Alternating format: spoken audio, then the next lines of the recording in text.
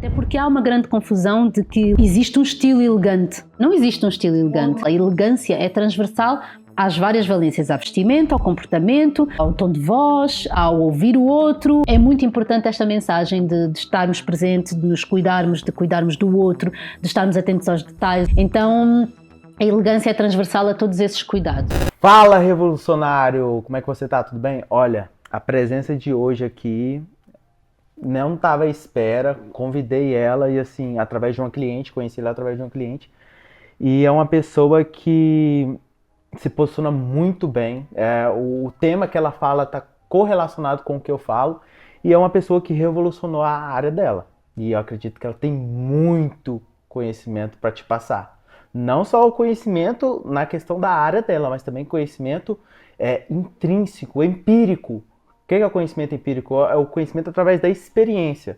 Ela é consultora de imagem e uma pessoa que, assim, ela vai mudar completamente a forma com que você se veste. Seja bem-vinda, Bárbara Mendonça. Obrigada. Querida, muito obrigado pela sua participação aqui, tá? Uau, que apresentação incrível. Era, assim, eu te conheci antes desse convite. Eu acho que você, como por causa do seu posicionamento e você tá interligada com uma cliente muito próxima minha, então assim, eu sempre vi o seu posicionamento e eu sou apaixonado pelo posicionamento das pessoas, como é que elas se colocam e tudo mais. E é muito raro você ver uma pessoa que se posiciona de uma forma estratégica. E eu vi isso muito em você. É o meu trabalho. Eu acho que é exatamente o seu trabalho. Então eu gostaria que você falasse um pouquinho como tudo isso começou, como é que você começou esse posicionamento, até aqui no make-off aqui você estava falando sobre o seu processo. Eu gostaria que você contasse também como é que era o mercado quando você começou e como é que ele está agora depois que você começou ali a aumentar o nível de consciência das pessoas. Como é que funcionou isso? Bom, olha, a minha área de formação é em marketing e comunicação. E trabalhei um pouco na área e foi numa pós-graduação que eu fiz em protocolo, imagem, etiqueta, gestão de eventos, que eu percebi que a questão da imagem era trabalhada muito para figuras públicas, pessoas do governo. Então foi numa aula específica em que se falava sobre o posicionamento da imagem, como trabalhar uma marca pessoal para membros do governo e etc, que a cor da gravata, as peças de roupa, as escolhas nos pormenores faziam toda a diferença, que se fez assim um plim, e por que não levar isto para a mulher real, o homem real do dia a dia, trazer estas ferramentas e esta bagagem, porque de facto se faz impacto de uma forma estratégica para quem tem essa presença pública, por que não as pessoas tirarem partido disso também no seu dia a dia? E foi assim que eu fui à procura deste mercado, o que era isto, a consultoria de imagem, como é que eu podia trabalhar em consultoria de imagem. Fiz várias formações na área, depois dessa pós-graduação ainda fiz outros cursos também em Inglaterra e depois então lancei-me no mercado. Perfeito. Quando me lancei no mercado foi um desbravar caminho, porque na verdade isto já foi há 15 anos atrás. Então, há 15 anos atrás, falava-se em consultoria de imagem, mas de uma forma falava-se muito mais em styling, que o stylist é uma pessoa que trabalha a imagem de figuras públicas, então todos os adereços, a forma como se apresentam para uma red carpet, para um evento, para uma situação pública, para apresentadores de televisão e tudo mais. Então era diferente daquilo que eu queria fazer. E depois havia alguns consultores de imagem, havia muita presença fora, no Brasil inclusivamente também estudei vários case studies para perceber melhor, nos Estados Unidos, que voltaram-se muito para a área da formação, mais do que propriamente trabalhar o cliente final. E então eu acabei por ir desbravando caminho com a experiência. Tive a grande sorte de ter clientes incríveis que me deram total liberdade para eu ir criando o meu método de trabalho. Também, na verdade, eu encontrei alguns estigmas e algumas regras muito impostas nessa área da consultoria de imagem logo de início e então achei que podia um pouquinho quebrar essas regras, porque percebi que não era bem assim, que devíamos implementar, que podia-se fazer de outra maneira, então daí depois entrar publicamente nos mídias também. E você trabalha com a questão, porque, por exemplo, na minha área, na questão do branding, a gente trabalha muito a questão do arquétipo. Não sei, você trabalha a questão do arquétipo ou você não entra muito nessa área? Porque Por que que eu tô te fazendo essa pergunta? A partir do momento que você fala assim, eu olhei para o mercado e quebrei algumas regras. O que que eu penso? Eu penso que é um posicionamento do arquétipo do rebelde. E isso... Sou rebelde. É rebelde. E isso é uma... É porque, assim, tem dois lados do rebelde. Tem aquela pessoa que ela é rebelde só porque ela quer ser rebelde. E tem aquela pessoa que quer ser rebelde para quebrar uma regra do sistema. E eu acredito que no seu início você utilizou, não sei se de forma inconsciente ou conscientemente, o arquétipo do rebelde. Então... Talvez.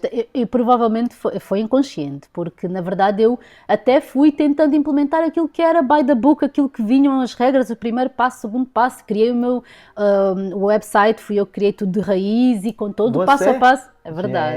Gente. Na altura era muito caro contratar uma pessoa para fazer isso. Então, sim, fui eu que criei de raiz e até hoje sou eu que trabalho o meu back-office todo ainda. Tenho pessoas que trabalham também, mas eu ainda trabalho o meu back-office, ainda hoje estive a mexer lá.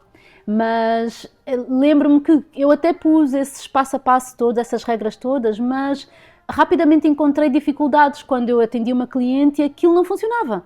E eu percebi, bem, se não funciona para esta, não funciona para aquela, alguma coisa não está certa, realmente isto não faz tanto sentido. Então foi um pouquinho perceber que determinadas regras limitam mais do que libertam. Então eu fui quebrando essas regras, fui desmistificando, fui de alguma forma abrindo portas, por isso é que há muitos temas em consultoria de imagem que eu não abordo da mesma maneira que muitas colegas e está tudo certo, eu acho que é a minha forma de trabalhar, o meu método, a forma como tem funcionado para mim. E que tipo de regra, assim, você está falando de várias regras, qual tipo de regra você quebrou, assim, né? Olha, que tinha muito? Vou começar por uma que é muito simples e que é aquela que me perguntam mais, que é a coloração pessoal, por exemplo. Me perguntam se eu faço a análise de coloração pessoal, o teste de cores, e eu não faço. E eu vou explicar porquê, porque na verdade aquilo que eu sinto é que quando eu entrego uma paleta determinada de cores, por mais abrangente que ela seja, enorme que ela seja, vai limitar a minha cliente.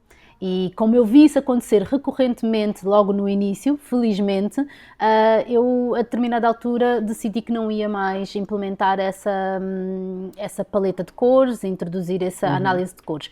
Eu ajudo a minha cliente a escolher as cores indicadas para ela, para a marca pessoal dela, para o posicionamento que ela procura, para os objetivos que definimos, para a identidade visual que estamos a trabalhar, mas não a limito com uma paleta de cores. Porque a partir do momento em que entregamos algo visual, é isto que tens disponível para ti, eu acho que, e eu vi isso acontecer, que limita, ok, é só isto.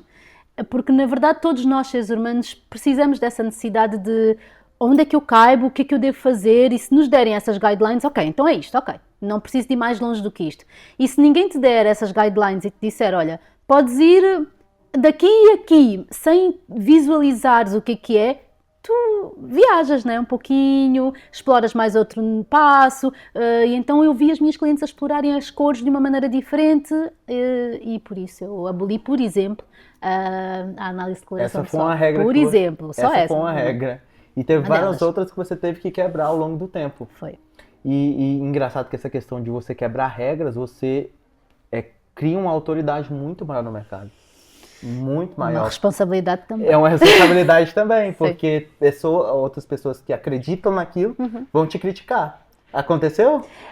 Diretamente não. Mas indiretamente sim.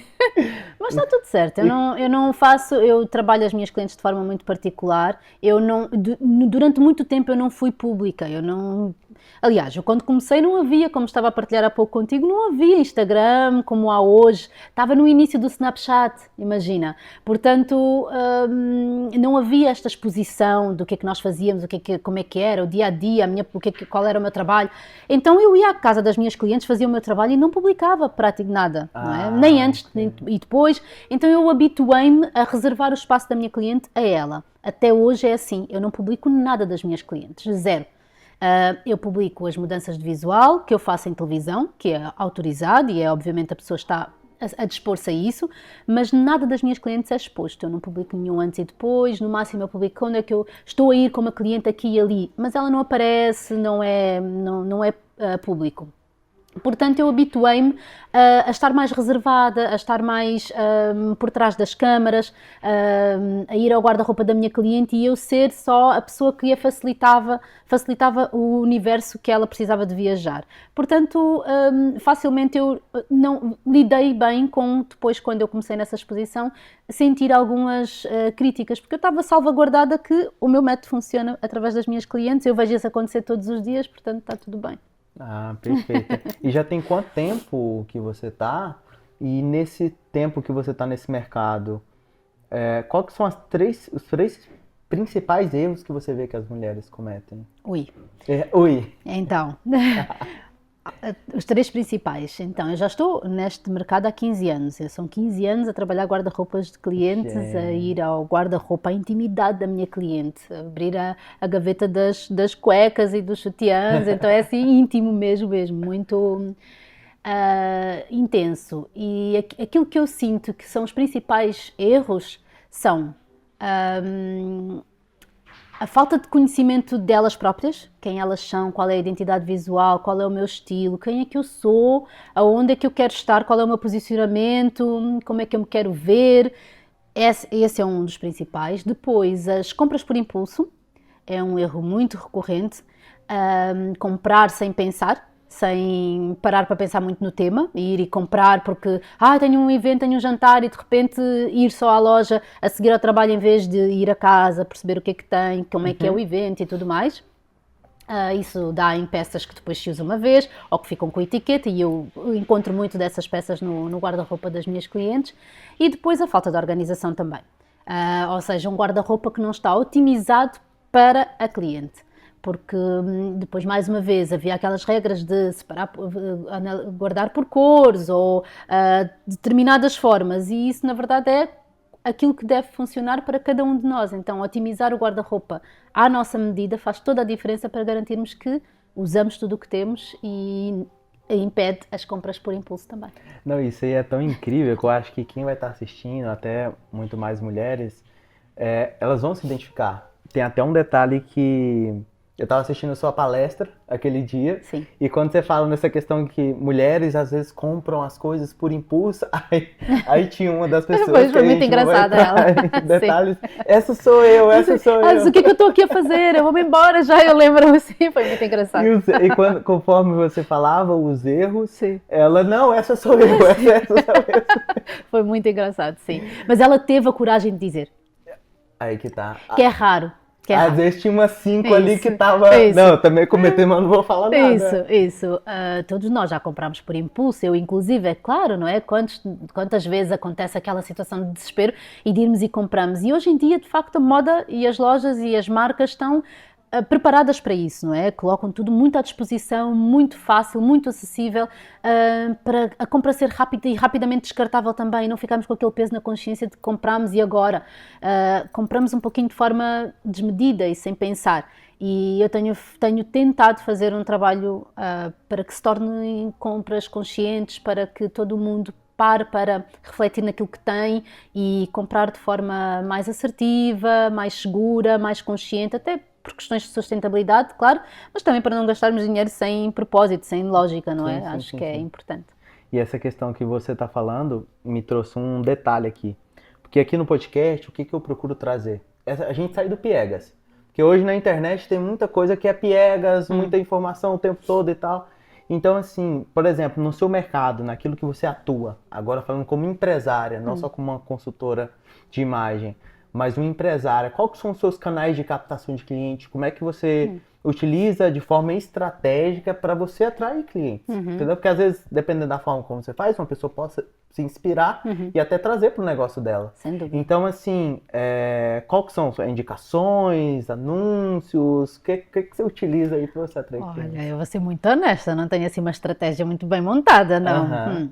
Mas, obviamente, hoje em dia, praticamente 100% dos meus clientes vêm através das redes sociais. Okay. Então, o Instagram, eu trabalho muito no Instagram, não faço grandes nem anúncios, nem nada, a não ser se eu tiver algum evento, alguma situação pontual, com um evento no dia X, aí provavelmente eu faço uma promoção daquele evento, mas de uma forma geral não, é um pouquinho mais orgânico, um bocadinho mais descontraído. Depois, claro que sim, os mídia ajudam muito a esse posicionamento. Eu escrevo mensalmente para uma revista, então tenho uma crónica mensal em que eu escrevo sobre os temas, mas isso implica tempo e dedicação. E é preciso gostar-se também, não é? As idas à televisão, embora pareça espetacular, e eu adoro aquilo que faço, descobri-me nessa área de comunicação e hoje em dia eu diria que está igual, eu não consigo dizer o que é que eu gosto mais de fazer, se é trabalhar as minhas clientes ou se é comunicar aquilo que eu faço, que é engraçado, não é? Então, descobri-me nessa área e adoro a parte da comunicação, gosto de escrever os roteiros, sou eu que faço toda a decisão das peças de roupa que vão comigo para as rubricas na televisão, então, claro que isso abriu muitas portas e deu-me muita autoridade e muita credibilidade e acaba por facilitar, se uma pessoa vê na televisão, provavelmente, e depois pesquisa, o meu website tem que estar sempre bem atualizado, com todas as ferramentas acessíveis, com um fácil acesso a uma marcação comigo, então isso tem que estar muito bem otimizado sempre. Garanto que isso esteja bem otimizado, porque à partida, se forem pesquisar por mim, porque me viram na televisão, ou leram a minha crónica, ou me viram no Instagram, é importante que o meu site apareça logo, rapidamente, e que seja fácil marcarem uma sessão comigo. Sim. Pode falar. Eu tenho uma particularidade que eu acho interessante e pode ajudar para muitos negócios, sinceramente, que é, eu tenho uma marcação de sessão de esclarecimento. Então eu não tenho logo ali à venda o meu serviço, não é um conceito fechado, mas também funciona para quem vende um serviço que é um pouquinho à medida de cada cliente, não é? Então, no meu caso funciona. Então a cliente tem a disponibilidade de marcar um horário comigo para esclarecer todas as dúvidas que tem. Então eu sinto que isso me aproxima das pessoas de uma forma leve.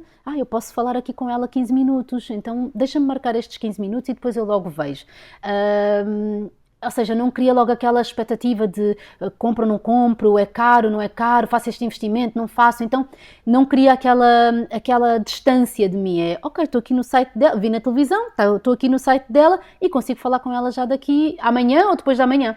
Então tenho essa ligação logo feita. E você fala que não tem estratégia, mas isso aí é uma estratégia muito boa. Porque é o seguinte, lá no Brasil, né? Você já foi ao Brasil ou não? Não, infelizmente. Infelizmente. Doida por ir, sim, mesmo. Lá no Brasil tem uns caras que eles estão vendendo abacaxi, que é tipo como se fosse um ananás. Sim, né? sim, abacaxi. E aí eles pegam e oferecem um pedacinho de abacaxi pra você. Aí a pessoa experimenta, se a pessoa gostar, sim. ela leva. É isso. Então, isso daí é um pedacinho de abacaxi que você entrega a uma pessoa. Então, isso é estratégico, né? É a pessoa poder experienciar do produto antes de comprar. Sem dúvida. Isso aí é uma parte do funil de vendas extremamente importante. Sim. E é estratégia. Sim, na verdade eu quando criei essa sessão foi mais para garantir que a cliente que viesse até mim, que fechasse um pacote, porque a minha consultoria não é curta, é um processo que é relativamente longo e íntimo. Então para mim era muito importante que a cliente se sentisse confortável comigo. Para isso era preciso ela me conhecer antes de contratar o meu serviço. Então eu fiz questão que houvesse essa conversa para ela me conhecer e garantir que, ok, eu vou confiar nela, quero. Muitas não avançaram, não é? E está tudo bem, não é? Nós não nos conectamos e não nos sentimos conexão logo com as pessoas, então muitas provavelmente não sentiram essa conexão comigo, não se sentiram confortáveis e não avançaram. Avançaram com outras colegas, assim como aquelas que, ok, marquei a sessão com ela, sinto-me confortável com ela, é com ela que eu quero avançar. Então foi muito por isso que eu marquei. Não, perfeito, porque a base da venda é o quê? É a conexão, é a confiança. Sim. Então, você já tem uma comunicação boa, você já tem, confia no seu produto, no seu serviço, naquilo que você entrega. 100%. Então, a partir do momento que aquela cliente, ela tem um primeiro contato com você, você já consegue passar uma mensagem para ela. Então, assim, tipo, uma pessoa, ela tá no mercado da estética, como é que ela pode aplicar isso? Ela se perguntar, entendeu? Ela se perguntar como é que ela pode aplicar isso no mercado. A pessoa é um barbeiro, ou a pessoa é um mecânico. Qualquer área dá para aplicar isso. Dá, sem dúvida. Entendeu? Então, por quê? Porque eu tô pegando detalhes que você implementa no seu negócio que uma pessoa pode revolucionar o negócio dela com Sem isso. dúvida, sem dúvida. Então a pessoa tá ali, às vezes, reclamar e tudo mais. Por que eu não tenho cliente? Você já tá aplicando todas as estratégias? Sim, sim. Será que o problema é o mercado que tá saturado? Ou é porque você não tá com as estratégias corretas? Você tem que aprender com aqueles que fazem, que já estão fazendo. Sem dúvida. E aí vem uma outra pergunta. Você faz mentorias? Por exemplo, uma pessoa quer trabalhar como você, business to business. Você dá mentoria para algumas meninas ou é só o cliente final? Não, nunca dei nenhuma mentoria para nenhuma consultora de imagem. E se o fizesse, não seria para formar uma consultora de imagem, e sim para alguém que já tenha consultoria de imagem, um curso, uma formação feita, e que quisesse aplicar o meu método, ou quisesse conhecer melhor como é que funciona o meu método. E sim, ok. já aconteceu, por exemplo, uma rapariga maquilhadora querer implementar também esta área da consultoria no atendimento dela para noivas e pediu-me essa mentoria. E eu desenhei uma mentoria para ela e dei. Portanto, claro que sim que faria, mas não tenho isso publicitado, não é algo que eu procure. Dá enfoque, né? Seria reativo. Se alguém viesse procurar essa mentoria, teria todo o gosto em ajudar uma colega e que tivesse nova no mercado e que tivesse curiosidade em saber como é que é o meu trabalho, claro que sim. Não, e até porque eu estou te fazendo essa pergunta? Porque você já tem um posicionamento interessante, aquilo que eu busco com os meus clientes, que é o quê? Você pensar naquela área e você lembrar de uma pessoa. Então, se eu penso hoje em consultoria de imagem, quem que eu penso? Bárbara Mendonça. Então, tipo, eu não vejo nenhuma outra pessoa na mente, nem no Brasil. Uau. No entanto, que você entrou de forma estratégica na mente por causa do seu posicionamento. Que bom, que bom. Então, assim, isso é o que eu sempre busco com os meus clientes, entendeu? E assim, qual que é o objetivo final que quando você faz uma consultoria de imagem com uma pessoa, qual que é o objetivo final que você quer trazer para ela? Obviamente, todo mundo tem um objetivo diferente, né? Mas às vezes aquela mulher, ela quer se sentir bem consigo mesma, às vezes ela quer se posicionar como autoridade para vender mais. Qual que é? Você tem algum objetivo específico final ou você sempre se adapta a cliente? Então, de uma forma geral, eu adapto à minha cliente, mas o meu objetivo final é garantir que a minha cliente fica 100% confiante com a imagem dela. Okay. A minha cliente, o meu cliente, a equipa que eu vou trabalhar, porque eu dou formações a equipas também, que se sintam confortáveis e confiantes com a imagem, o reflexo que vem todos os dias. Esse é o meu objetivo principal e daí eu não escalar, se calhar, este negócio para a área de luxo, para determinados segmentos em que eu não vou ter essa oportunidade de trabalhar a confiança, a segurança, essa autoridade, essa necessidade de nos sentirmos nós próprios, não é? Então, eu continuo muito focada nesse objetivo. Ok, perfeito. E uma coisa que a gente tá até falando aqui no Make Off, né? Como é que foi essa jornada sua de estar ali na televisão o tempo todo? Como é que foi esse processo? Me conta aqui que eu quero que o pessoal saiba o seu processo. Claro que sim. Porque o pessoal, não, a Bárbara tá lá é porque foi fácil, ao longo do tempo teve uma pessoa ali e tal que colocou... Foi fácil? Como é que foi isso? Não foi um processo longo, demorou muito tempo. Eu própria, e batalhei muito para lá chegar, não foi, nada me surgiu assim do nada. Eu trabalhei como fashion buyer do mercado de luxo durante um período, no início logo da minha carreira, já trabalhava com algumas clientes e tive esta proposta de trabalhar como buyer, eu tenho essa formação, de uma loja de departamento que vendia muitas marcas de luxo. Então eu tive assim um trabalho de sonho, numa altura em que não havia Instagram, então não há registros dessa... O que é uma pena, porque eu visitei grandes casas da moda, mas está tudo dentro de mim, da experiência, não é? Eu levo isso para os meus clientes todos os dias. Salvatore Ferragamo, Tom Ford, Giorgio Armani, enfim, Dolce & Gabbana. Eu visitei assim casas da moda incríveis durante 2 anos, mais ou menos. Eu fazia essas compras para essa loja específica. Então foi assim um universo incrível onde eu aprendi muito, cresci muito e isso traz uma bagagem muito grande também para o meu trabalho. E foi nessa altura que devo ter chamado a atenção a determinados canais e foi na altura que me convidaram para eu ir a uma entrevista na RTP África, porque eu sou natural de Angola. E então provavelmente houve ali o interesse em perceber como é que uma angolana que sempre viveu em Portugal, eu vim para Portugal aos 3 anos, então sou tão angolana quanto portuguesa, e então essa curiosidade em saber como é que eu tinha chegado ali, qual era esta profissão, curiosidade mesmo porque era uma profissão que não era falada, até era pouco valorizada. Então, daí surgiu o interesse em perceber se eu teria disponibilidade para estar ali com uma presença mais regular, porque houve uma empatia logo muito grande, e assim foi. Eu comecei então a ir a esse programa na RTP África, o Bem-vindos, onde eu aprendi muito para me sentir mais confortável em frente às câmaras, para comunicar e perceber de que forma é que eu poderia comunicar para ser mais assertiva, como é que eu podia encurtar o meu conteúdo a 15 minutos de conversa, 12, às vezes 10, quando me davam, diziam hoje só temos 10 minutos, e eu, ok, como é que eu conseguia reduzir, mas dizer tudo aquilo que eu queria. Então aprendi muito. Mais tarde, então eu fui enviando sempre, eu gosto disto, estou a gostar, acho interessante, e então comecei a enviar vários pedidos para os vários canais aqui em Portugal, fui enviando, e surgiu então uma oportunidade para ir até o Etnias. Comecei a ir sendo convidado uma vez, depois outra, até que surge o convite para eu estar mensalmente também no Etnias.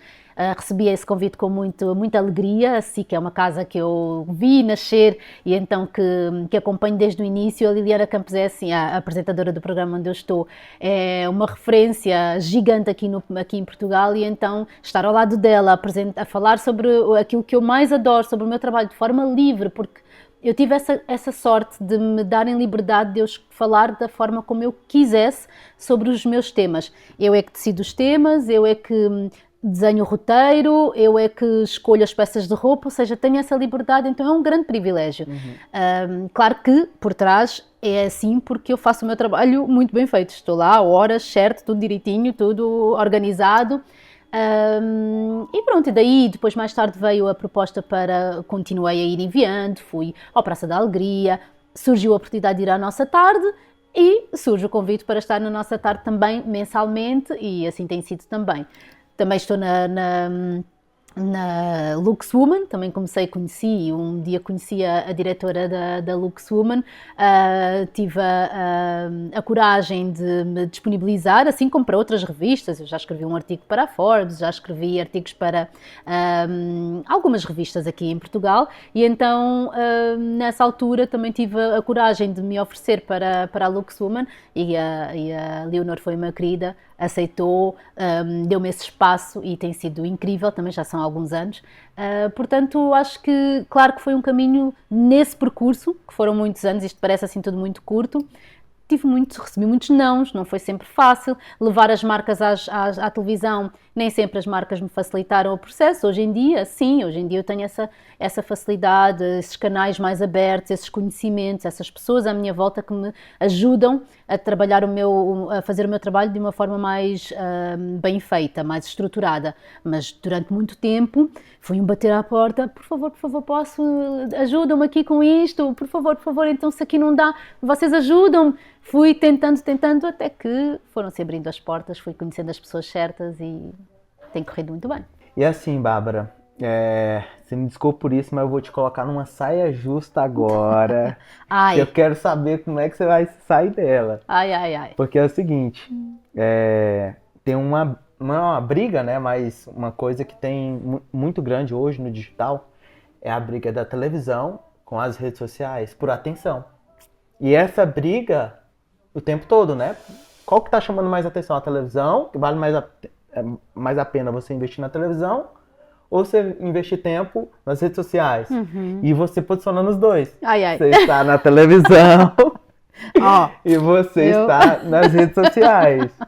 O que você acha que hoje em dia, você pode falar sobre o seu negócio, mas obviamente vai variar de pessoa para pessoa. Tem pessoa que vai fazer mais impacto no negócio dela as redes sociais, tem pessoa que vai fazer mais impacto na televisão.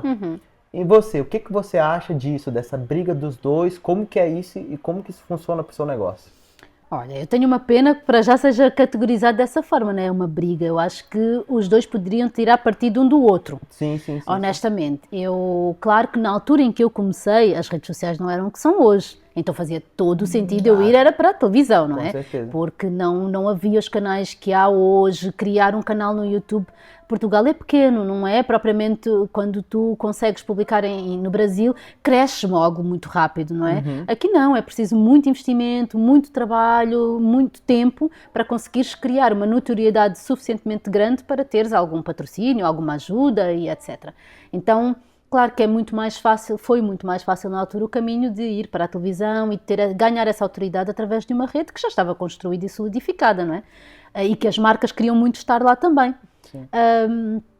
Eu honestamente adoro ir à televisão, mas eu também não sou nova, né? Então eu sou uma pessoa que sou fiel ainda e gosto muito do contexto de televisão, da qualidade que dá, da estrutura, da base, de todo o conceito que está por trás. Honestamente, sim. E acredito muito ainda na televisão. Por outro lado, acredito também muito nas redes sociais e tenho vindo a ver como isso é crescente até mesmo na minha estrutura, no meu trabalho, no meu dia-a-dia. Eu tenho muitas clientes que não me viram em lado nenhum, foi mesmo através das redes sociais que me encontraram. Portanto, agora, leva muito mais tempo, portanto é perceber até que ponto é que eu quero, de que forma é que eu me quero posicionar, se eu quero esse crescimento mais autónomo, provavelmente através das redes sociais eu vou ter a vontade de eu fazer como eu quero. Eu crio muito conteúdo para as minhas redes sociais em que eu é que decido se eu digo o nome da marca, se eu não digo, como é que eu digo,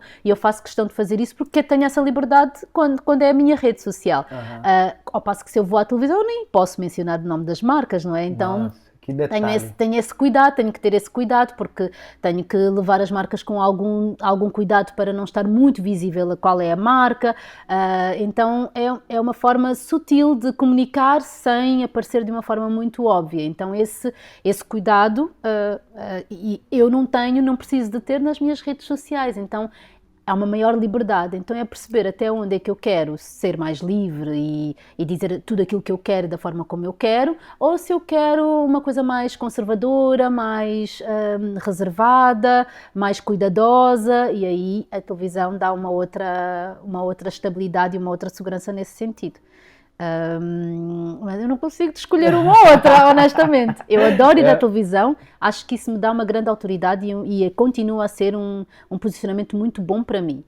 Por outro lado, eu faço um investimento em trabalhar, e esse investimento é meu, em fazer vídeos com marcas para o meu conteúdo pessoal das minhas redes sociais, porque aí eu tenho liberdade para comunicar a marca como eu quero.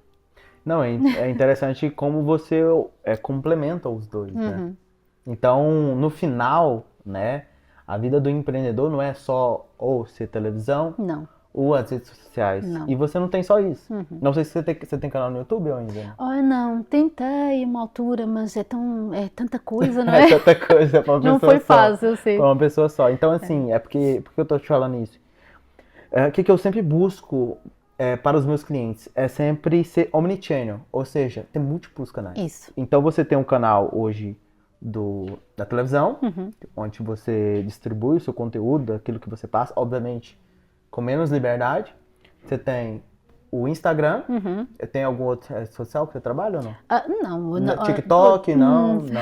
Se bem que o mesmo conteúdo que você posta... Podia, né? Pode ser utilizado. Pois Por é. exemplo, eu subi uma conta... eu fiz um teste, né? Eu sempre gosto de testar e tudo mais. Eu postava o mesmo conteúdo no YouTube, o mesmo conteúdo no TikTok e no Shorts do YouTube. Ok. O mesmo conteúdo. As 3 explodiu. Ok. Com aquele conteúdo. Obviamente, quem que começou primeiro ganhando? O TikTok. Depois o Instagram explodiu. Depois o YouTube, obviamente, tem uma dificuldade um pouco maior de você ganhar inscritos. Sim. Mas também conseguimos crescer essa rede social. Então é assim, é essa questão. Você não depende só de um canal de vendas. Não. Você não depende só de indicação. Não. Você tem a televisão, você tem o seu Instagram, porque você tem o seu site. Sim. E uma rede de networking muito grande. O LinkedIn. Eu trabalho muito o LinkedIn. O LinkedIn. Também. Sim. Entendeu? É uma rede social onde eu também... Porque eu dou formação. E muitos dos meus clientes é um cliente já maduro, que muitos dos meus clientes estão no LinkedIn, mais do que até no Instagram, ou no TikTok, ou no YouTube. Então, isso cria uma visibilidade, ou seja, eu no LinkedIn faço a venda, mas o meu cliente, por exemplo, imagina, ele encontra-me no LinkedIn, vai à minha procura, ele encontra conteúdo meu no Instagram, encontra conteúdo meu no YouTube, porque eu publico os meus vídeos que fui à televisão, então ele acaba por encontrar um pouco sobre mim, conhecer-me um bocado melhor para depois entrar em contacto comigo. Então, daí essa necessidade de nós termos vários canais, Exatamente. porque é o seguinte, vamos supor que uma pessoa constrói um canal no YouTube ou um Instagram, por exemplo. Tem gente que tem um Instagram com 1 milhão de pessoas. Amanhã, por algum motivo, o Instagram cai. Ela perdeu todo o negócio. Sem dúvida. Mas eu, olha, tive tanto medo sempre disso. Sério? Não, porque eu sou de uma época em que i5, quer dizer, né? i5, Snapchat, todas essas redes foram desaparecendo, não é? Então a probabilidade de um Instagram para a minha geração desaparecer era provável. É grande. Então era importante ter outras valências, ter outros canais, e então era importante essa questão de ir à televisão, de ter numa revista física, porque era uma forma de solidificar o meu trabalho e dele não se perder de repente de um dia para o outro. Então, e só para complementar também, quando eu falo, não é só dessa questão, obviamente faz muito sentido o que você falou, que é a questão da rede social inteira parar de funcionar, mas tem casos de pessoas que perdem a sua rede social. A sua conta, pois é. Sem motivo nenhum. É verdade. Acontece muito. Então esse é o perigo de você depender só de um canal de vendas. Sem dúvida. Então, por exemplo, no último pilar, quando eu trabalho branding, arquitetura de branding, a gente desenvolve vários canais. É muito importante isso. Entendeu? E um dos principais é o quê? É o seu CRM e o seu site. Por quê?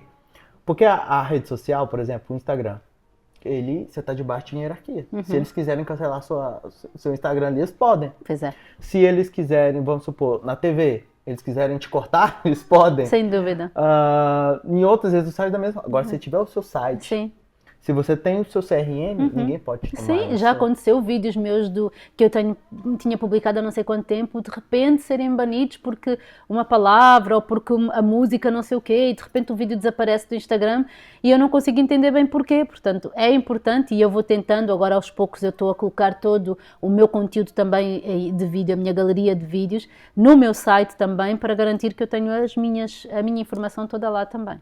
Dá trabalho, mas é importante. Não, perfeito, querida. Agora, você lembra aquele assunto que eu falei que a gente ia voltar nele? A gente vai voltar nele agora, que é o seguinte. Uma coisa que eu percebo nas pessoas, eu percebo muitos talentos nas pessoas. Não só talentos, mas pessoas que se esforçaram para ter aquela habilidade. E uma habilidade que eu percebi em você, que você tem muito, e que eu acho que você tem muito a nos ensinar, pela sua experiência, é a questão do networking. Você é muito boa em fazer network, criar conexões e tudo mais, conversar, porque, por exemplo, não destratar de ninguém, porque às vezes aquela pessoa que está ali, ela pode te dar uma oportunidade que você nem sabe. E tem pessoa que trata uma pessoa mal, ou pode acontecer, e eu percebi que você tem essa habilidade. Sem, porque eu sempre estou observando, o tempo todo eu estou observando. E como você desenvolveu isso? Isso já nasceu natural com você, ou ao longo do processo você foi desenvolvendo? Porque isso é uma habilidade maravilhosa e que te dá muitas oportunidades que a maioria das pessoas nem sequer Sem vão ter. dúvida, sem dúvida. O que você acha disso? Olha, eu acredito que eu fui desenvolvendo isso muito naturalmente, das bases, dos valores que me foram incutidos e que me foram ensinados na minha educação. Depois, obviamente, desenvolvi isso. Eu trabalhei muitos anos em Inglaterra, não tive uma vida propriamente super fácil com tudo, não é? Então eu também passei por muitos momentos em que tive que aprender a estar e a ser para conseguir chegar aonde eu queria. E eu aprendi que, de facto, esse bom comportamento, essa maneira de estar, é sutil, o saber conversar, tudo isso era importante para eu chegar a determinados sítios que eu queria.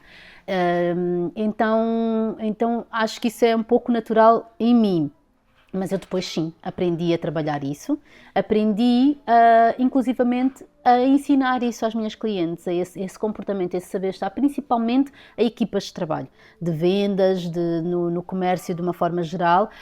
É muito importante essa capacidade de olharmos para o outro e além, não é, daquilo que ele nos está a dizer e também tudo o que a linguagem corporal dele está a dizer, tudo o que ele pode estar à espera, rapidamente entendermos que se calhar está com sede, que se calhar está com frio, que se calhar está desconfortável, que se calhar não quer falar. Então, termos essa capacidade, é claro que eu depois estudei muito todos estes temas e estudo comportamento, estudo imagem, portanto, todo esse trabalho eu falo sobre ele com muita regularidade, mas é muito importante passar essa mensagem, ajudar as pessoas a chegarem mais além. E incomoda-me bastante, sempre me incomodou, as pessoas que não têm essa capacidade e que, infelizmente, têm comportamentos desagradáveis.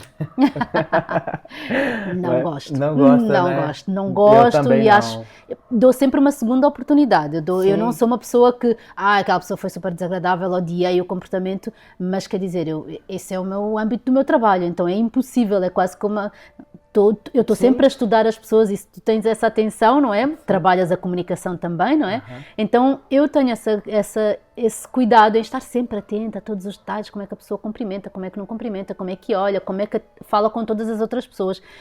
E normalmente, infelizmente, ainda sou muito, enfim, ainda me encontro com muitas pessoas desagradáveis. É uma pena. Gente, é uma pena porque isso fecha portas. Sem dúvida, sem dúvida. Fecha portas e às vezes aquela pessoa nem sabe o que aquilo está acontecendo. Então é assim, o que você acha, tá? Eu ia fazer uma outra pergunta, só que eu acho que a gente pega nesse ponto aqui é interessante. O que você acha? Atitude. Às vezes a pessoa, ela nem sabe que ela está sendo desagradável. Sim, sim. Às vezes ela nem sabe que ela está fazendo uma coisa que vai prejudicar ela mesma. Então, assim, quais são os pontos? Eu gosto sempre de pegar 3 pontos, por quê? Porque o cérebro grava mais rápido para quem está assistindo. Sim. Então, assim, se você puder passar 3 pontos que você observa aquela pessoa, não faz isso, não Sim. faz isso que você observa. O Olha, que vem na sua mente agora? rapidamente, a falta de atenção. Então há muitas pessoas que estão no momento, mas não estão na realidade. Então estão presentes, mas não estão. Nem te estão a ver.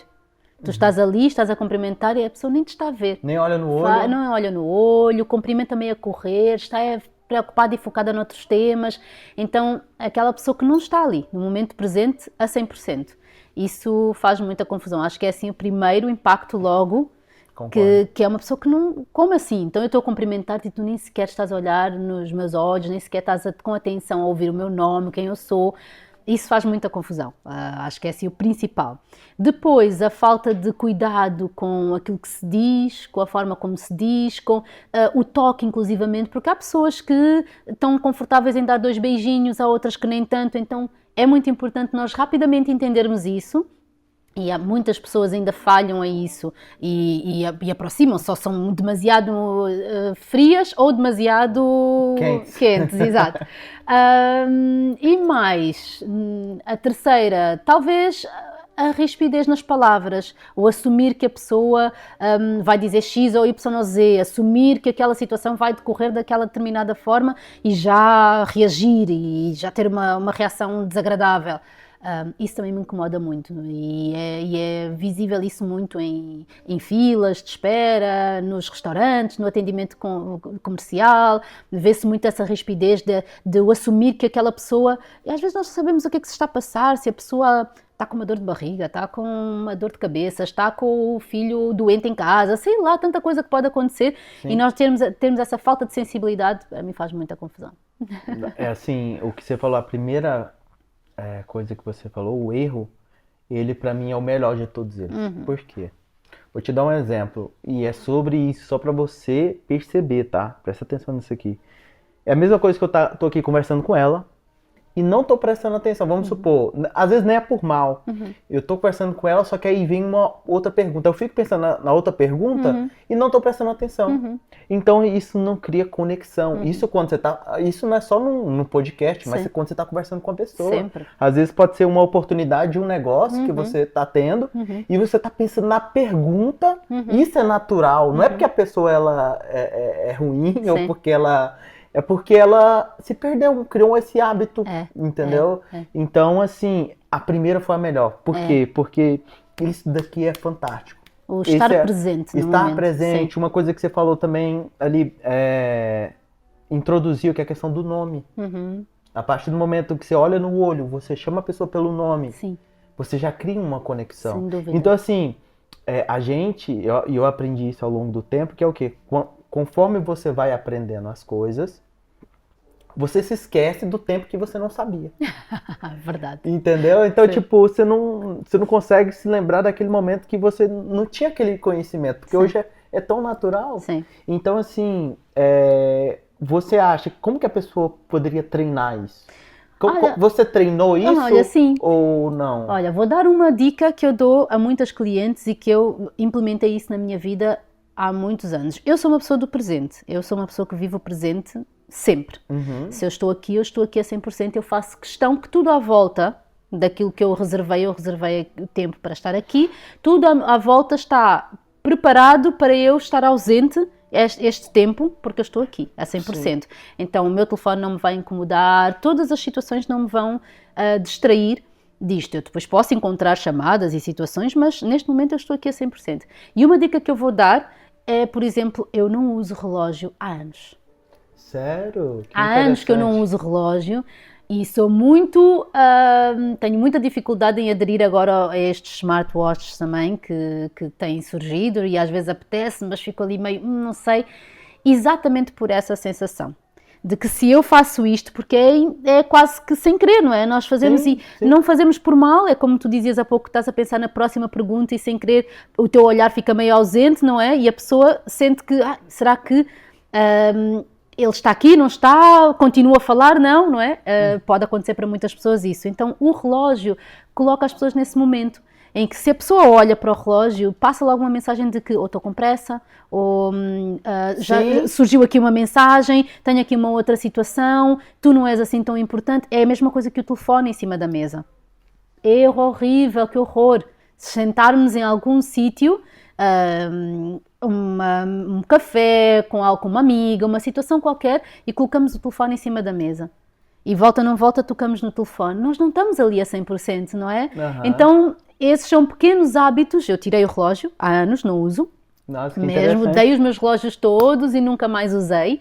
E o telefone, eu faço um esforço muito grande, muito grande também para estar ou no silêncio ou estar dentro da carteira para garantir. E não vale estar virado para baixo, não é? Porque é a mesma coisa, o instinto, porque é mais forte que nós, não é? Cria um hábito, não é? Tanto, é meio que é um chip ali, uma coisinha que nós fazemos sem pensar. Rapidamente viramos e olhamos e queremos para ver as horas, ou para isto, ou para aquilo, e vemos uma notificação e já vamos ver o que é e já... Às tantas já fomos e nem nos apercebemos, não é? Então, essa é uma dica que eu posso dar e que eu tento dar a muitas clientes. Por exemplo, para reuniões de trabalho, para uma situação em que eu vou estar com alguém, eu acho de péssimo tom o olhar no relógio. Então, com os smartwatches que toca e que faz um scrollzinho para ver, eu já fui. Eu, que estou a olhar para a pessoa, entretanto, já fui. Nossa, já me perderam nesse momento. Que interessante. Quer fazer uma pergunta, estagiária? A pergunta é, você consegue observar uma pessoa? É porque assim, você mexe com a imagem. Sim. A imagem também, a questão da elegância, da transmissão da elegância, você consegue perceber apenas pela forma como a pessoa utiliza a roupa dela, ou utiliza... que ela usa a roupa dela só dessa forma. Você consegue perceber se ela tem elegância em outros aspectos? Sem dúvida. Você acha que tudo é um conjunto? A personalidade, o uso da... Ou você simplesmente, quando você trabalha a imagem, as pessoas fazem uma completa bagunça. De repente, ela é esse tipo de pessoa, mas ela não se comunica dessa forma. E como é que isso impacta no dia a dia e, principalmente, vamos falar para as empresárias também. O que se orienta as empresárias? Que é, no sentido assim, às vezes quer fechar um contrato, às vezes quer se posicionar de uma determinada forma. Como é que você orienta tudo isso? Essa questão da elegância, da vestimenta, da forma como a pessoa é e por aí vai. Eu sei, muito dessa pergunta. Não, espetacular. Ótima pergunta, maravilhosa. Até porque há uma grande confusão de que existe um estilo elegante. Isso, aliás, está categorizado. Se forem à internet, vão encontrar não sei quantos. O estilo elegante. Não existe um estilo elegante. Money, por exemplo. Não, exato, não. A elegância é na maneira de estar, no saber estar, nos detalhes, no cuidado. E se nós somos uma pessoa que sabemos estar, que cuidamos de todos os detalhes no nosso comportamento, vamos também cuidar das nossas peças de roupa, da forma como cuidamos de todos os detalhes do nosso dia-a-dia e da nossa vida. Então eu acho que é transversal, a elegância é transversal às várias valências, ao vestimento, ao comportamento, ao tom de voz, ao ouvir o outro, a todos esses cuidados. E claro, isso é um tema que eu abordo em todas as minhas formações. Claro que como cliente particular eu se calhar toco nisto num tema mais sutil, de uma forma mais cuidadosa, mas nas minhas formações este é um tema importantíssimo de me focar, porque acho que é muito importante e perde-se muito com imensa quantidade de coisas que nós temos à nossa mão constantemente, que nos faz desprender do momento presente constantemente. É muito importante esta mensagem de estarmos presentes, de nos cuidarmos, de cuidarmos do outro, de estarmos atentos aos detalhes. Às vezes nem olhar ao espelho as pessoas olham com atenção, não é? De manhã. Então a elegância é transversal a todos esses cuidados e nota-se logo a partir do momento, da forma como a pessoa cuida das peças de roupa, do cabelo dela, de tudo, de todos os detalhes, sem dúvida. O que você acha dessas pequenas modas, tipo Clean Girl, Old Money? O que você acha dessas modinhas? Fala a verdade, ela até respirou fundo. Eu respiro fundo, mas eu não quero ser cancelada, né? Pode falar a verdade. Não, aqui. olha, Isso tá super em moda nos Estados Unidos hoje, né? Eu Pra sei. falar assim, olha, isso aqui é elegância. Sim, lá está, são as tais regras e as tais que as pessoas precisam de se fechar em caixinhas, não é? Eu acho que estas tendências surgem para as pessoas se identificarem, eu encaixo aqui, eu se calhar encaixo ali, porque este sentido de pertença é muito importante para todos nós e isto está estudado, há vários estudos que identificam essa necessidade do ser humano de pertencer a determinados grupos, todos nós temos essa necessidade, se fazemos parte desde crianças, desde muito novos, se fazemos parte de determinado grupo, nós vestimos de determinada forma. Eu lembro-me quando fui para a Inglaterra, foi uma dificuldade muito grande e eu comecei-me a maquilhar muito cedo porque eu cheguei lá e todas as meninas se maquilhavam.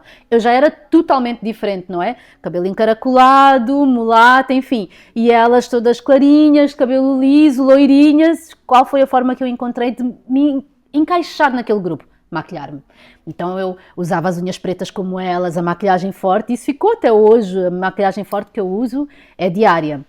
Então, essa necessidade de pertença do ser humano é fundamental e é muito importante. Por isso é que existem estas tendências e ajudam as pessoas assim, a encaixarem-se nestes determinados segmentos. Mas é importante também nós sabermos abranger isso um pouquinho e saber, ok, eu consigo ter um pouquinho deste old money, mas também consigo ter um pouquinho da mulher clássica, também consigo ser desportiva, também consigo... Então não há um X número de estilos em que eu possa encaixar. Eu posso ir buscar um pouquinho de cada um. Eu sou tantos estilos, eu passo por tantas fases, eu passo por tantos momentos na minha vida, que nas várias fases eu vou andando por todas elas. Então, eu não sou tão a favor dessas tendências fechadas. Isso depende muito do contexto do ambiente que a pessoa vai. Uma Sim. coisa é a pessoa, se fizer sentido, você concorda, se não fizer sentido, você fala que eu tô errado, tá? Sim. Mas pra mim, essa questão, como eu trabalho a questão do branding, a forma como uma pessoa se veste depende muito também do ambiente onde ela vai. Então, vamos supor, a pessoa está indo na igreja. Sim. Ela vai ter um contexto de roupa, obviamente, dentro da personalidade dela, que ela vai vestir. Sem não é dúvida. porque é dogma ou alguma coisa assim, mas ela vai ter um estilo dentro daquilo, só que ela não vai, tipo, de roupa de academia pra igreja. Exatamente. Então, vamos supor, numa festa, por exemplo, num jantar de negócios. Então, eu acho que a pessoa tem que se vestir encontrar um estilo com base na ocasião. Também, Faz sem sentido dúvida. isso? Claro que sim, 100%. E eu acho que é aí que também passa muito essa falta de cuidado das pessoas, não é? E estamos muito nesta geração, ou nesta época, fase, não quer dizer que tenha a ver com a geração de hoje em dia, eu sou mais eu é que sei, eu vou como eu quero, eu faço como eu quero, eu digo o que eu quero. Então, e depois as portas fecham-se e são cancelados e há, enfim, um número de problemas e de situações que não consigo chegar a isto, não consigo a esta situação e a culpa é de todos menos de mim própria, não é? E na verdade, se nós conseguirmos pensar de uma forma muito simples, nós determinamos determinadas regras para as pessoas quando vão à nossa casa, não é? As pessoas não aparecem de qualquer forma na nossa casa, nós não vamos aceitar um convidado que apareça na nossa casa nu, ou por exemplo, se nós eu por exemplo tenho o hábito de não usar calçado dentro de casa, por exemplo. Os meus convidados quando chegam a casa, ou se não se querem descalçar, eu tenho aqueles coisinhos que se põem por cima do sapato, ou então tenho sempre os chinelos limpos para eles usarem, para colocarem logo à entrada, para entrarem em minha casa. Então as pessoas enquadram-se, ok, se ela gosta mais assim, tudo certo, eu vou entrar e vou colocar. Então, se eu na minha casa determino esse cuidado, por que eu não vou respeitar as regras das outras casas onde eu vou? Casas, igrejas, momentos, situações. Então é um respeito, é o sentido de respeito, o sentido de cuidar do espaço do outro e aceitar que ele também tem as suas regras e que eu eu vou respeitar se eu quero ali estar, não é? E que não sou mais do que ninguém para determinar que eu vou como eu quero, não é? Então, é muito importante ter essas guidelines e sabermos nos vestir também de forma adequada aos determinados momentos e aos determinados ambientes, inclusivamente às determinadas pessoas com quem vamos estar rodeados. É muito importante também. E quando ela não tem essa mente, você acha que fecha as portas? Sem dúvida, não acho, tenho a certeza. Tenho a certeza absoluta. 15 anos depois de muito estudo, tenho a certeza. Você já viu muita gente bater com a cabeça na porta constantemente e serem teimosas, porque acreditam que não é o caminho e que as pessoas vão ter que me aceitar como eu sou, e isso fecha portas. Eu já vi acontecer, vejo acontecer todos os dias. Não sei se eu entro num tema polêmico aqui, que ia ser uma Já entramos em vários, vamos a isso. Mas esse aqui é pesado. Esse aqui é mais pesado que o normal. Então é o seguinte, a mulher, quando ela se veste, vamos supor, ela tá indo pra rua e tudo mais. Tem muito essa questão o feminismo tá muito forte, essa questão do machismo também tá muito forte. Como a mulher se veste, por exemplo. Muitos homens têm um costume, aqui em Portugal acho que nem tanto, isso é um pouco mais lá no Brasil. Muitos homens usam a justificativa da mulher estar vestida de uma certa forma para eles mexerem com ela. Então, ou seja, se a mulher está com a roupa mais curta, com a roupa mais menos alinhada, digamos assim, ela justifica o cara mexer com ela, por exemplo. Mexer com ela na rua, dar uma cantada ou fazer alguma coisa. O que você acha? Agora? Por que eu deixei? Ai, meu Deus do céu. Essa aqui é pesada. O que eu vou dizer lá em casa? Né? É um tema mas eu quero polêmico. que seja sincera. Quero que seja sincera eu vou como ser. Profissional e consultora de imagem. Claro que sim. E com base em estatística, eu acredito que você tem. Honestamente, eu acho que a vestimenta, eu vou ser muito... A vestimenta tem um propósito fundamental, que é proteger-nos, não é? Do frio, do calor, enfim. E, de alguma forma, resguardar-nos, não é?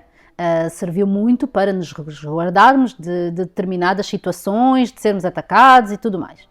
Portanto, a partir daí, e dessa base fundamental que foi a vestimenta e que lá nos antepassados foram criando de forma mais, e depois conceitual, não é? De que forma é que vão criar as roupas e as peças de roupa para nos protegermos do frio e de todos esses temas. Claro que hoje em dia eu acredito muito que as peças de roupa e a forma como as usamos vão continuar a ter esse papel de nos proteger, não é? Sim. Então, eu acho que todas nós temos, e todos os homens também, podem ter a capacidade de se salvaguardar determinadas situações usando a vestimenta a seu favor. Mais do que nos protegermos e de que, deixa ver se eu posso me vestir de qualquer maneira ou da maneira como eu quiser, seja ela provocadora ou não, e não esperar que isso, eu não defendo isso, obviamente, nenhum homem tem que mexer com nenhuma mulher, assim como o contrário, sem autorização e sem, obviamente, claro que não. Agora, existem variadíssimas formas de estarmos sensuais e sexys sem revelarmos demasiado ou sem sermos demasiado, estarmos demasiado expostas, assim como para os homens. Também ninguém vê um homem de tronco nu e acha isso normal e também vamos comentar, não é? Portanto, eu acho que há um QB, um peso e medida que todos podemos usar e o estilo sensual numa mulher bem usado é incrivelmente sexy e maravilhoso de se ver e de qualquer homem achar interessante e valorizar, assim como ela sentir-se empoderada e bonita e sensual e sexy, sem ser demasiado revelador, sem ser demasiado invasivo, sem ocupar o espaço de ninguém. As peças de roupa e a forma como nós nos comunicamos visualmente ajudam um pouquinho na forma como nós queremos nos comunicar, não é? Sem dúvida, é uma forma de comunicação. Então, se eu quero usar o meu espaço apenas, eu não quero entrar no teu espaço, eu quero que tu tenhas o teu. E respeitarmos o espaço de cada um é fundamental. Então, se eu chego com um vestido super curto, um batom enorme, ou sei lá, muitas pulseiras, muita confusão e etc., eu às tantas não estou só a ocupar o meu espaço, eu estou a ocupar o teu, o da outra, estou ali a ocupar um espaço demasiado. Eu chego e ocupo demasiado espaço. Encaixou. Estão a tentar entender as minhas pulseiras, o barulho dos meus brincos, o batom que eu tenho, antes mesmo de eu começar a falar. Então, às tantas as pessoas começam-se a afastar porque eu cheguei com aquilo tudo, com aquela informação toda. Se pararmos a pensar que a nossa imagem, as escolhas que nós fazemos ocupam esse espaço todo, que escolhas é que eu quero fazer para deixar o outro ter o seu espaço também?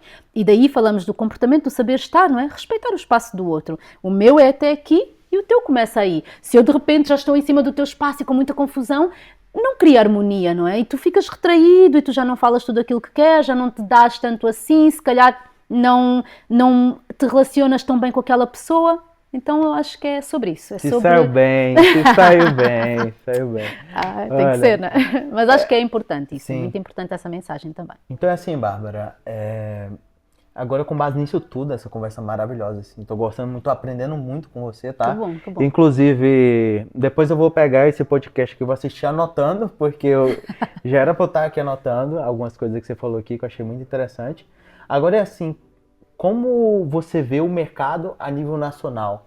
Como você quer expandir isso? Você, hoje, com muitas coisas chegando, inteligência artificial, muitas coisas também na sua área, onde, vamos supor, tem coisa na sua área que nunca vai ser substituível por inteligência, Sim. né?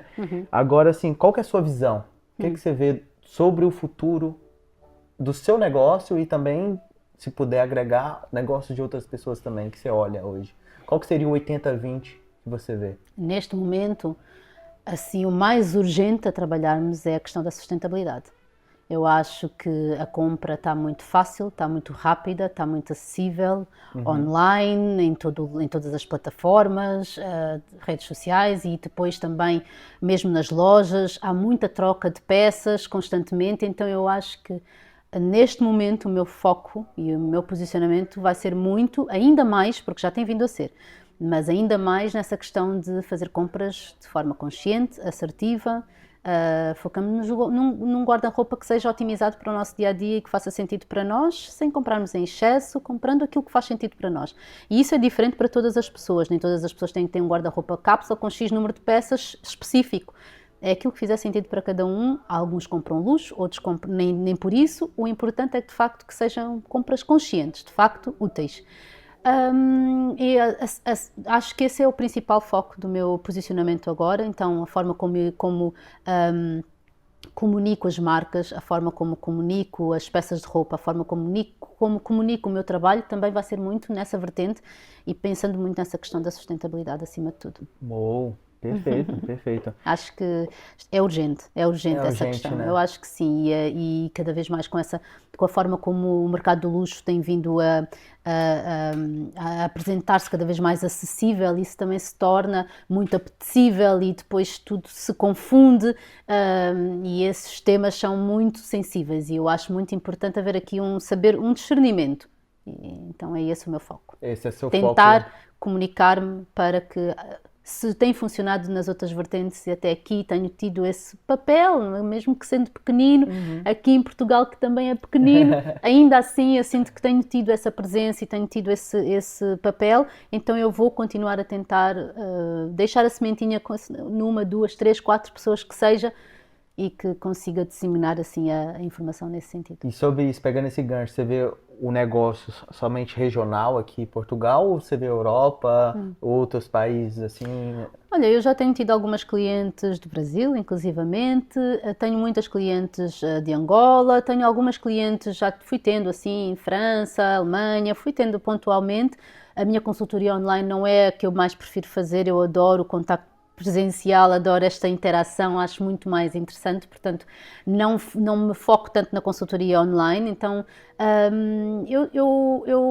eu sou uma pessoa do mundo e adoro conhecer novas realidades e novos projetos e ter essa ambição de um dia viajar e acho interessante conhecer o que é que está por trás de determinadas marcas e ainda conhecer muito além disso, mas a nível das minhas clientes eu ainda continuo a minha intenção continua a ser focar-me aqui nas minhas clientes em Portugal e criar solidificar essa mensagem aqui. Sim. Assim, a sua vida, ela é imagem, é comunicação, é isso. Quando você chegou nesse ambiente, esse ambiente aqui é um parceiro nosso, Duarte, que está com essa parceria com a LF London e trazendo um conceito completamente assim diferenciado, eu nunca vi, inclusive com a minha visão de branding, justamente que a gente escolheu esse lugar aqui. Sim. E ele abriu as portas, uma pessoa fantástica. Você com a sua visão de imagem, agora eu quero saber a sua visão. Eu sei o que você falou quando você chegou aqui, Sim. mas você olhando esse ambiente, qual foi sua visão que você teve aqui da LF London, desse o que você sentiu? Quero que seja sincera sobre isso. Acima de tudo, senti-me confortável e bem acolhida. Então, sentir-me logo no ambiente, entrar, para já bati o olho logo aqui em 2, 3, 4 peças, 5, 6, que enfim, depois eu sondo elas melhor, mas essencialmente entrar e sentir-me logo à vontade para tirar o casaco e sentar-me, eu acho que diz tudo, não é? Então senti-me muito confortável, acho de facto diferenciador no mercado, também não conhecia nenhum espaço do género. Achei interessante vocês fazerem um podcast num espaço como este, então e destacou-se também por vir de um país onde eu também tive uma presença muito grande, tenho até hoje uma relação muito, muito grande com a Inglaterra, por isso espetacular. Nossa, perfeito, perfeito. A mesma visão que a minha, assim, bem semelhante, que eu tive quando eu entrei aqui nesse lugar. E assim, tem uma pergunta que eu faço para todos que vêm no podcast e tudo mais, que ela é a seguinte, e ela é a última pergunta. E ela é bastante interessante, que eu gosto de ver como é que a mente dos empresários operam. Uma vez eu estava no Uber e tudo mais, e eu estava comunicando com ele e tal, e ele era até espanhol, né? Obviamente tem gente de todo jeito, né? Mas ele era espanhol e eu perguntei pra ele, você gosta de estar aqui em Portugal e tudo mais? Não gosto disso e tal. E começou a reclamar e falar mal do país e tal. Não. Aí eu peguei observando. E eu tenho a minha visão. Eu não vou falar a minha visão pra não te tendenciar e influenciar.